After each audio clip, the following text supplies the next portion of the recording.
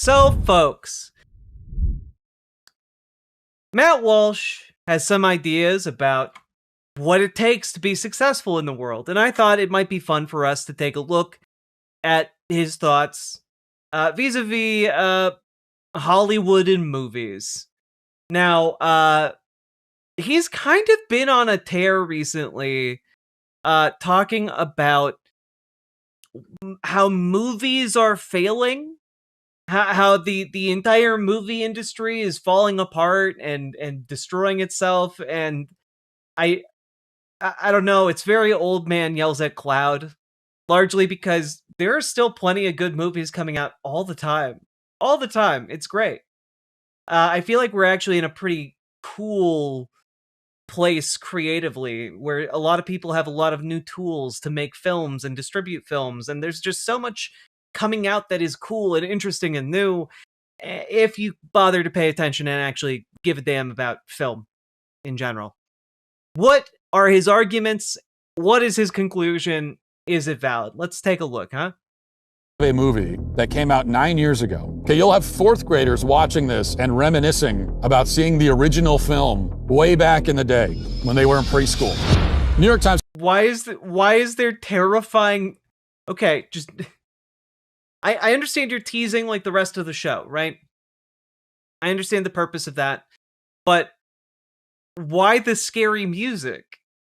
It's not scary for like kids to be experiencing baby's first nostalgia. Like this isn't new. He's just really salty about Moana live action, I guess. Headline: 25 movies, many stars, 0 hits.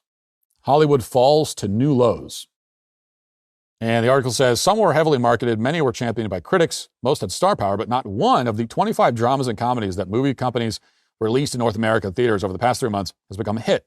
Certainly not in the way that Hollywood has historically kept score. Some have played to near-empty auditoriums, including After the Hunt, starring Julia Roberts, Christie with Sydney Sweeney, and Die My Love, featuring Jennifer Lawrence and Robert Pattinson. Well, largely, those movies didn't take off because despite having star power, they didn't have that much movie behind them. That's my understanding. Like you're talking about like 3 different art house films. Yeah, they're not going to do super great. To succeed in theaters today, dramas and comedies must have event status, something truly elevated and special, said Kevin Getz, an author of the new book, How to Score in Hollywood, which looks at film bankability. And then goes on. While success at the box office is always correlated to how much it costs to make a film, Hollywood has historically used $50 million in ticket sales over an entire run as a benchmark for a widely seen drama or comedy. By that measure, After the Hunt is a catastrophe. It cost an estimated $70 million to make and collected $3.3 million. Oof. And then there's this Jennifer Lopez one that cost $30 million and brought in $1.6 million in ticket sales over a month. Very low. So Hollywood films are flopping all over the place, and it feels like you've heard this story before because you have. This is a trend that's been noticeable for years, but it seems to be worse now than ever. Is this the beginning of the end for Hollywood? Is this the end of the end? Is it not just the beginning? Is it actually the end? Kind of seems like. Wow, a bunch of movies flopped. Is this the end of the art form? None of those movies flopped by the standards of Daily Wire media. Let's just put it that way, okay? Like, if we're talking about things that have just flushed money down the toilet, nothing Hollywood has done recently comes close to Terror on the Prairie, all right? Like it. And I will say that I differ from, I think, a lot of conservatives on this, in that that's not something that I celebrate necessarily. I know a lot of conservatives are happy when they see articles like this. Hollywood is falling. They're happy about it. I understand why. I share the sentiment at some level. Okay, so it's like I get it, but I can't really see it as a win because I think what comes after it will be a lot worse. That's the problem. I think what comes after, once the movie business is finished, the movie business as we have known it, for the past 80 or 90 years or whatever, once that's over, and I think it basically is, I mean, it almost is. Whether or not that's a good thing really depends on, okay, well, what replaces it? What comes after it? And I think that what comes after Hollywood, what comes after the entertainment industry is not anything better. It's really just an endless stream of content on your phone. I mean, that's what actually has replaced the movie business. I mean, it hasn't replaced the movie business. People just don't have money or time to go see movies. Like, capitalism has pushed people into a position where it is impossible for you to make time to go see movies, to have money. Like, I'm sorry, it costs like what, $50 now for like 2 tickets and like some concessions. Like, it's crazy. Your phone, random videos and content on your phone. As we've talked about, the atomized, fractured culture instead of the monoculture. So that's what comes next. And all the endless pages, all of the Wait, I'm sorry, what? atomized, fractured culture instead of the monoculture. So Yeah, what is atomizing and fracturing the culture? that's what comes next. And all the endless pages, all of the proverbial ink being spilled over this question of what happened to Hollywood? Why is it falling? Why is it failing? You know, it's really this. It's not it's not the quality of the film mainly. It's not wokeness, right? That is part of the problem. I mean, that hasn't helped. I'm actually shocked.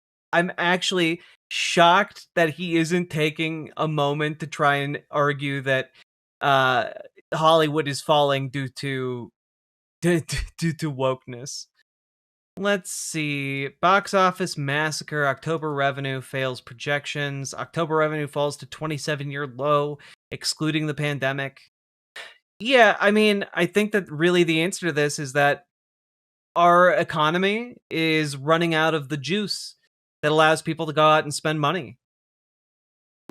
Like I'm sorry, it's expensive to go see movies.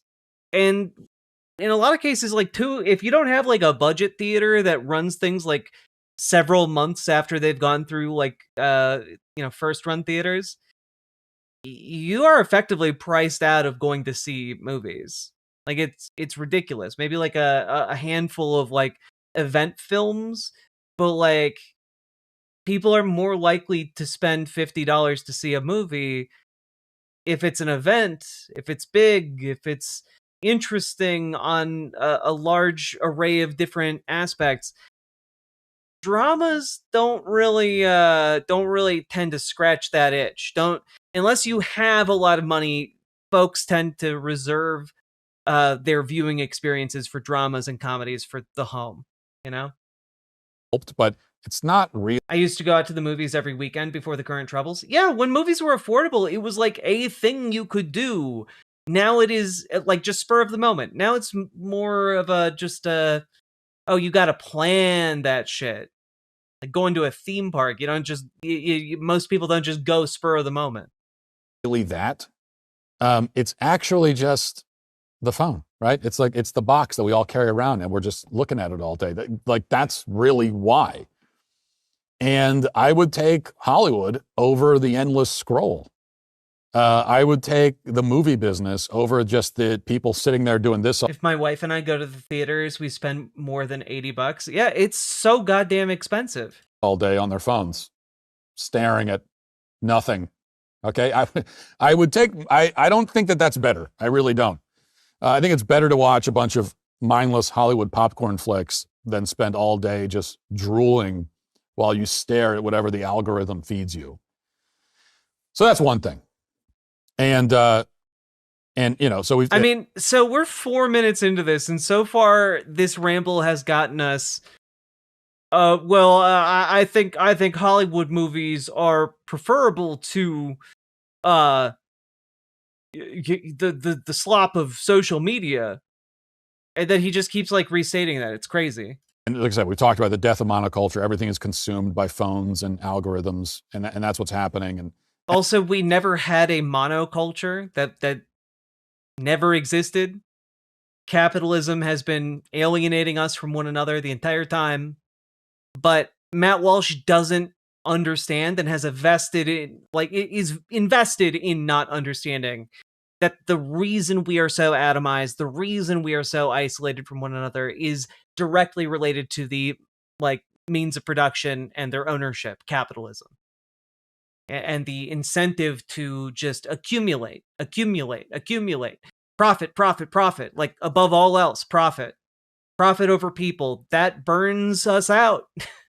It isolates us, it makes us interchangeable, and ultimately, folks stop having the ability to go see movies. Any analysis of this that overlooks that point is overlooking the point.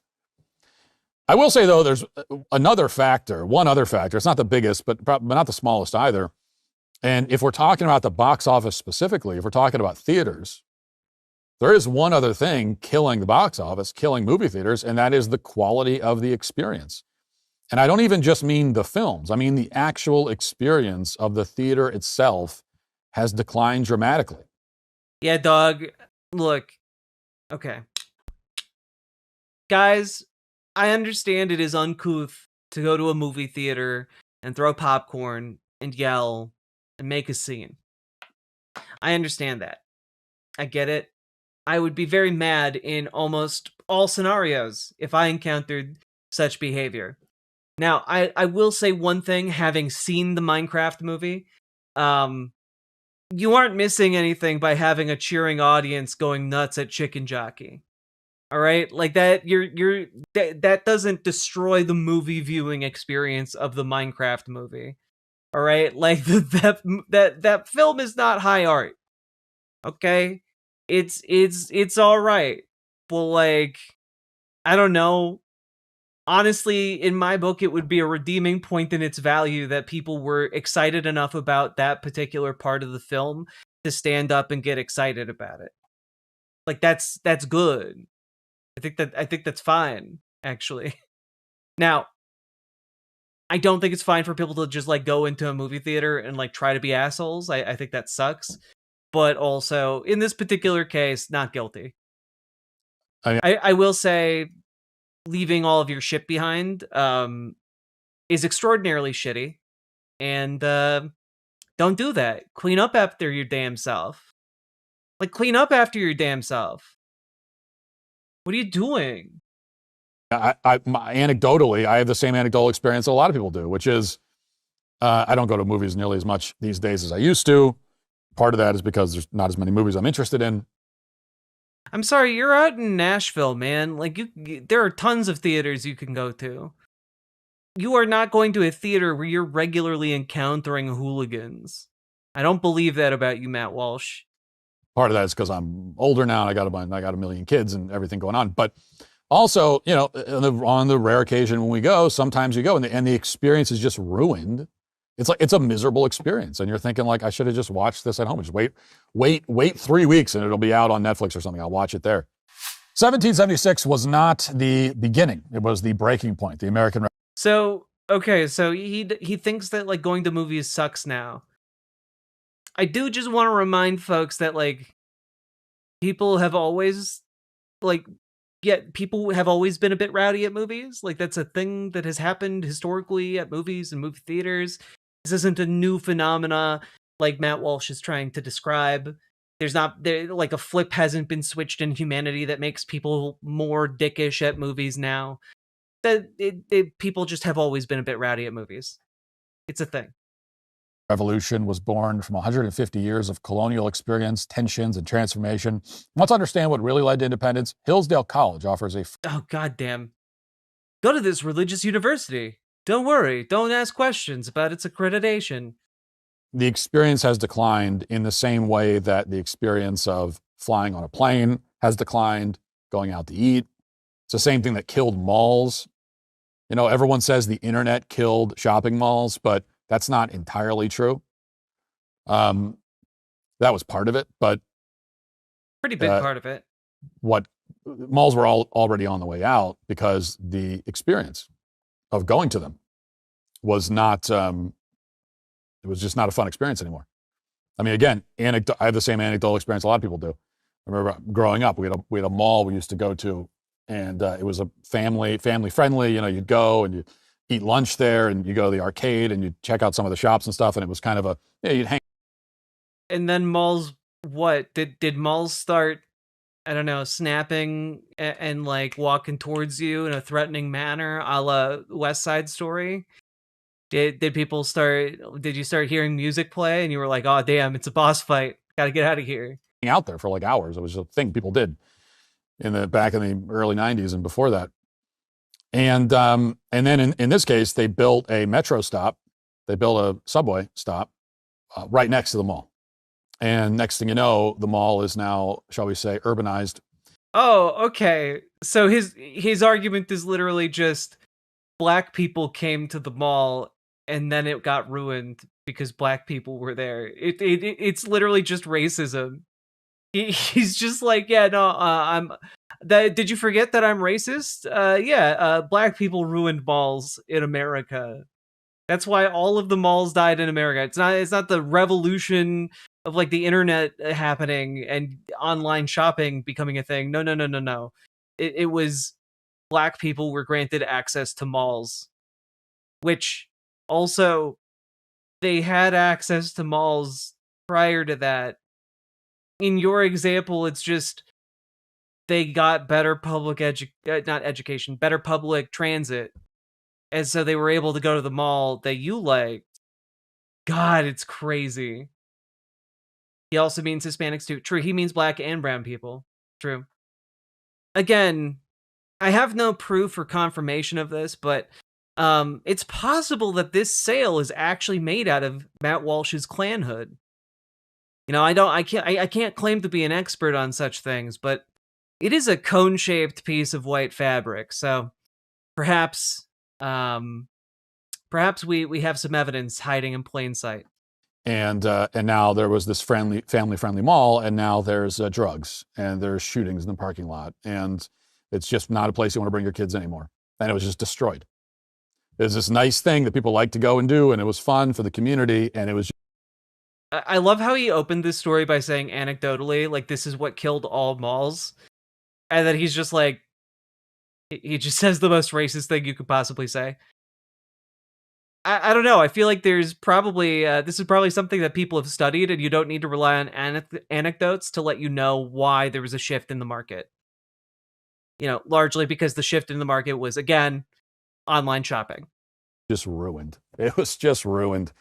And so many things like that. So I think it's a similar sort of scenario. On top of that, social etiquette in general. Is this just like a racist's shower thoughts? Is that what this show has become? Like a racist just gives you his shower thoughts? Because like, we're 8 minutes into this and he's just like, well, you know, movies are not doing well because people don't have money, I guess. And well, you know, like the malls are dead, but no, don't worry, it's not because of wokeness. No, it's because black people came to malls. And also, you know, a lot of people in theaters these days, they're loud and distracting. Yeah, dude is giving off major divorced energy. And like, you can let me be clear. You can give off divorced energy and still be cool. You know, like people who get divorces can still be cool. Absolutely. 10,000%. But then there's like a subcategory, usually of guy who just makes divorce misery like their thing for the rest of their lives. And you know, that's the vibe that Matt Walsh gives off. Has declined. Everyone is afraid to enforce the rules. You know, audiences. Like I don't even know if he's divorced from his wife yet.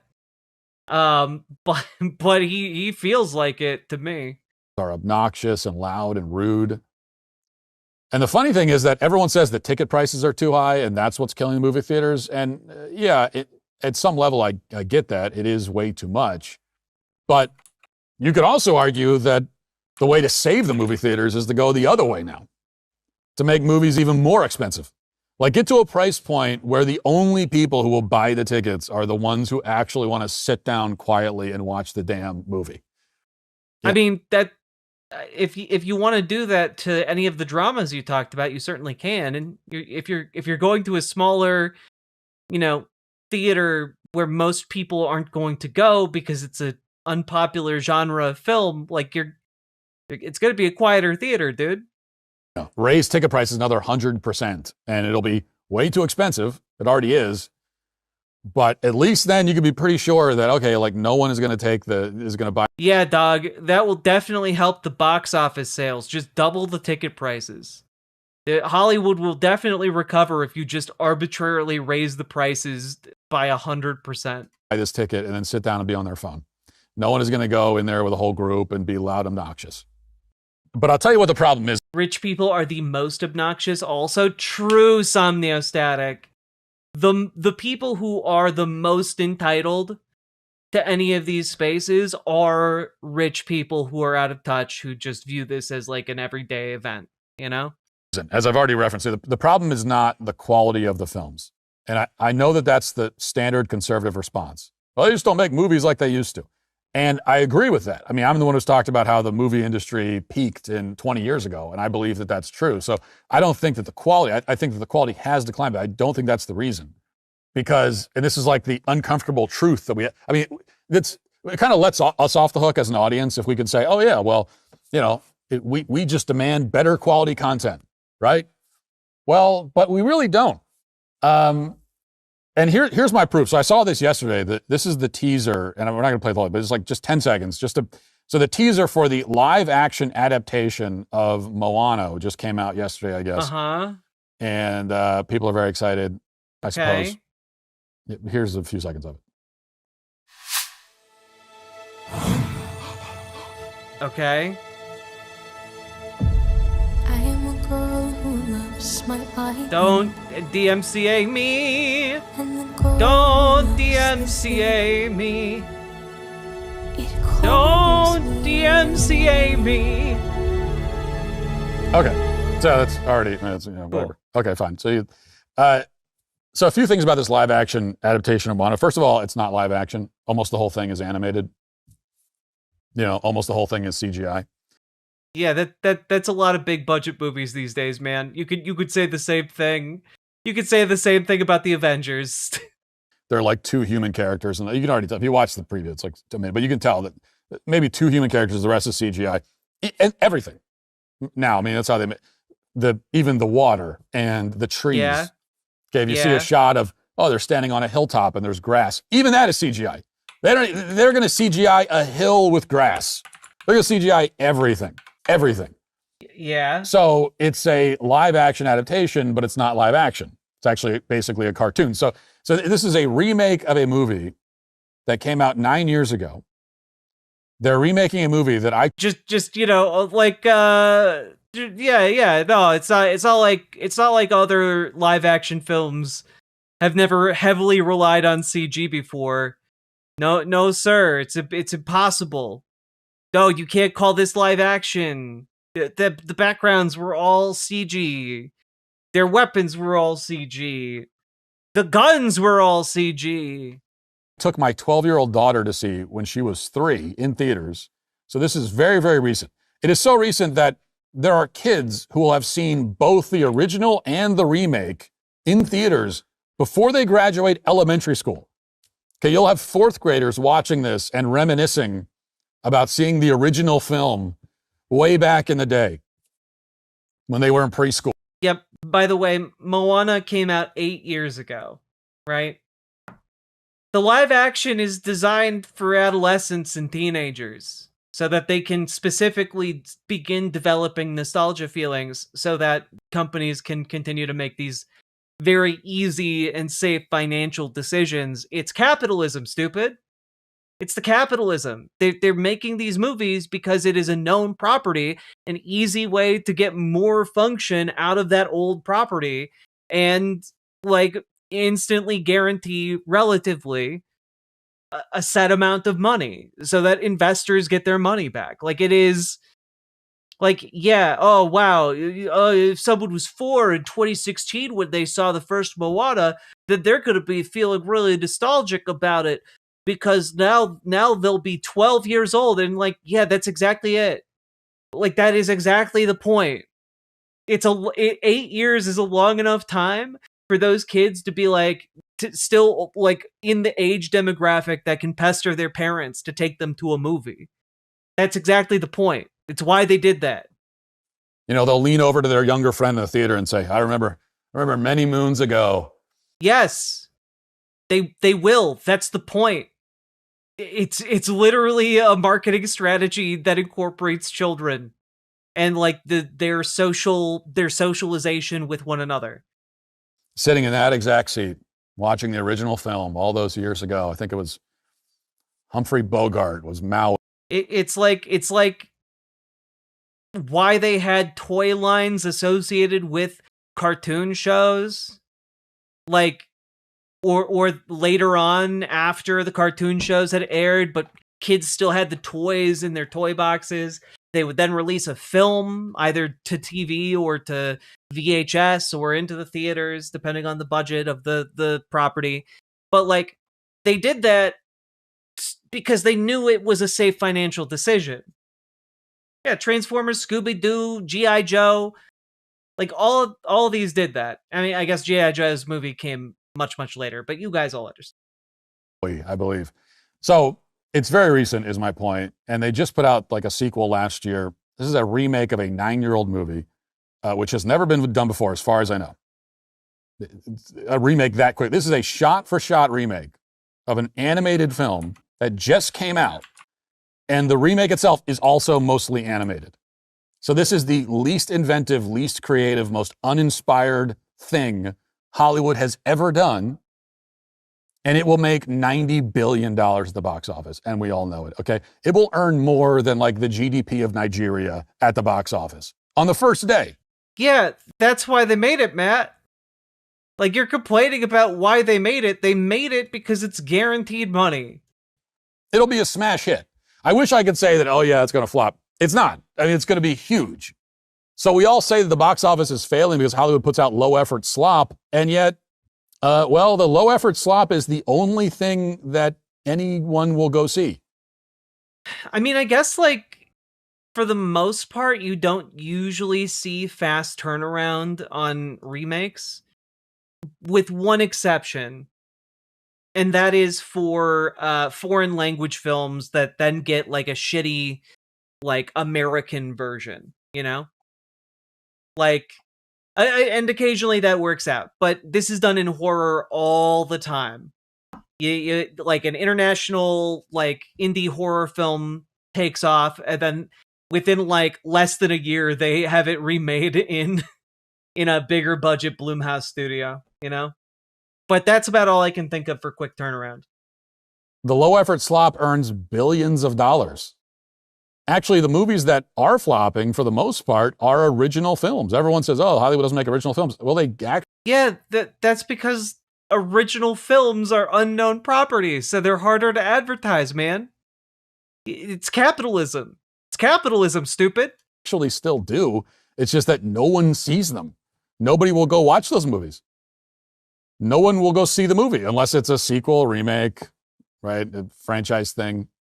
And I see a bit more fury in there. That's the truth of it. So a lot of blame to go around on this thing, is I guess what I would say. If you'd like to see what else I have to say, you can access my full show. That was really low effort Daily Wire from Matt Walsh. Is Matt Walsh okay? Is the divorce upon us? Is that what's happening? Wait a minute. Is he wearing a ring? Yeah, he's still wearing a ring. Okay. Maybe the divorce is not upon us. What is a woman animated remake when? Oh, God. Wait, it's over already? I know! Look, he just didn't have that much to say. There's not much to engage with here. Has Matt Walsh ever been okay? No, you're right. I deserve that remonstration. Depression, maybe? Maybe. Although Matt Walsh is also the kind of guy who would tell you depression isn't real. To turn that frown upside down, you liberal. Like, I don't know. Anyway, this was interesting, though a bit flaccid. I wasn't expecting this level of weakness. Maybe it's endemic throughout all of the Daily Wire's content lately. I'm going to have to start looking for further afield for conservative content creators, I think. Daily Wire is just missing a step all across the board. I think I might have to start looking more at Candace Owens as we go forward. Candace Owens seems to be up there. Maybe Theo Vaughn, and like I don't know. Like I've been spitballing a few characters for the show. We'll figure something out. But if you got anything out of this, please like the show, please like the video, and leave a comment. It's actually super important that you guys leave comments. Really, really helps the show. And also, please consider checking out ImogeneOlivia.com. It's gender euphoric lingerie designed from the ground up for trans femmes. Tested it with cis men, tested it with cis ladies, tested it with non-binary people, trans women especially. And folks, reviews are in. It's really, really great. Go check it out, ImogeneOlivia.com. There's a link down in the doobly-doo.